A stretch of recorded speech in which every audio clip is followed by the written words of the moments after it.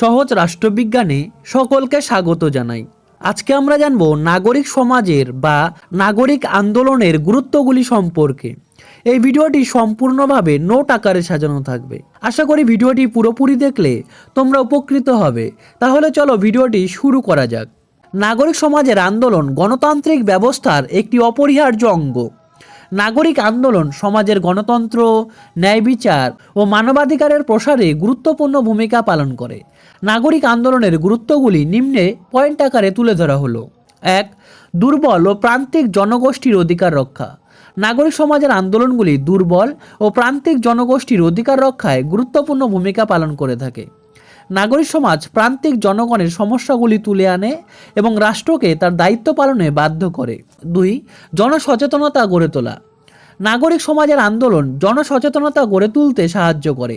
বিভিন্ন ইস্যুতে নাগরিক সমাজের আন্দোলনগুলি জনগণের অধিকার সম্পর্কে নাগরিকদের সজাগ করে। এজন্য পৌর সমাজ বিভিন্ন গণমাধ্যমকে ব্যবহার করে থাকে। 3. সামাজিক পরিবর্তন ও সংস্কার। নাগরিক সমাজ বিভিন্ন সামাজিক অসাম্য, দারিদ্রতা, শোষণ ইত্যাদির বিরুদ্ধে আন্দোলন গড়ে তোলে। এই আন্দোলনগুলির ফলে সমাজে ইতিবাচক পরিবর্তন দেখা যায়। 4. আইনি সংস্কার সাধন।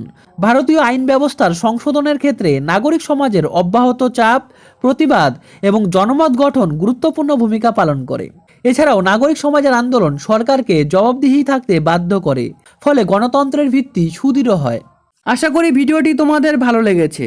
ভিডিওটি ভালো লাগলে ভিডিওটি শেয়ার করে, চ্যানেলটি সাবস্ক্রাইব করে এবং ভিডিওটিতে একটি লাইক দিয়ে আমার পাশে থাকতে পারো।